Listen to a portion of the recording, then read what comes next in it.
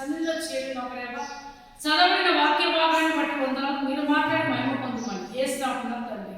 ఆమేన్. దేవునికి మహిమ కలుగును గాక. చూడండి, ఈ శ్రమల దినాల్లో చూసినట్టయితే యేసు ప్రభు మన కొరకు ప్రాణం పెట్టిండు. 39 కొరడ దెబ్బపడ్డారు, శరీరం దున్నబడింది.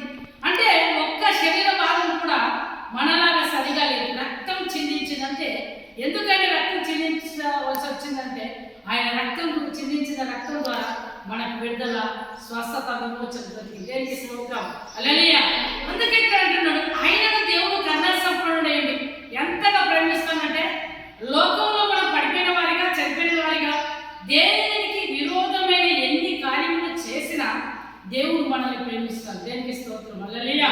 అందుకే చూడండి, మన అపరాధముల చేత చచ్చిన వారమే ఉండినప్పుడు ఎట్లాగా దేవునికి విరోధమైన అనేకమైన కార్యాలు చేసి ఉండొచ్చు. మనకు అనుకుంటాం కదా, నేను చేసేది కరెక్టే, నాకు నేనేమనుకుంటా, నేను చేసే ప్రతిదీ కూడా నాకు కరెక్టే అనిపిస్తుంది. కానీ అది దేవుని దృష్టికి యోగ్యకరంగా, దేవునికి మహిమ కలుగును గాక. హల్లెలూయా.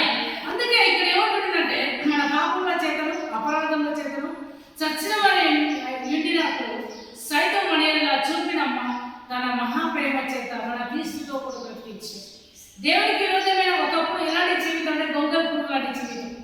గొంగల పురుగుని ఎవరు కూడా ఇష్టపడరు, అసహించుకుంటారు. ఎందుకంటే దానికి అంతా ముళ్ళే ఉంటాయి కాబట్టి దాన్ని ఎవరు కూడా ఇష్టపడరు. దాని రూపాంతరం చెందిన తర్వాత అది సీతకొక మార్చబడిన తర్వాత అప్పుడు దాన్ని చాలా మంది ఇష్టపడతారు. మన జీవితం కూడా సీతకొక లాంటి జీవితంగా మార్చబడాలి. అప్పుడు దేవుని ప్రేమను కనపరిచే బిడ్డలుగా ఉంటాం, దేవుని ప్రేమించే బిడ్డలుగా ఉంటాం, దేవుని నామం ప్రకటించే బిడ్డలుగా ఉంటాం. దేవునికి స్తోత్రం. హల్లెలూయా.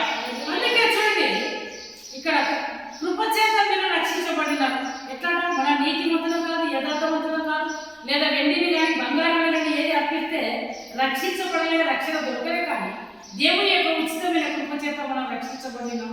ఈ రోజు ఆయన సంఘంలో ఉన్నాం. దేవునికి స్తోత్రం. హల్లెలూయా.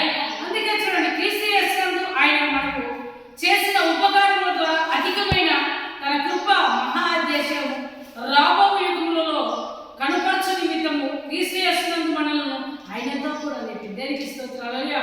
యేసు క్రీస్తు దేవుడు చనిపోతాడని చనిపోయాడు, 3వ దినమున తిరిగి లేచింది. లోకంలో అనేక మంది ఉన్నారు, అందరూ చనిపోయారు, కాలకల్పంలో కలిసిపోయారు. కానీ తిరిగి లేచి చనిపోయి తిరిగి లేచిన 3వ దినం తిరిగి లేచిన దేవుడు యేసు క్రీస్తు దేవుడు ఒక్కడే. దేవుడికి మహిమ దేవుని గాక. ఆమేన్.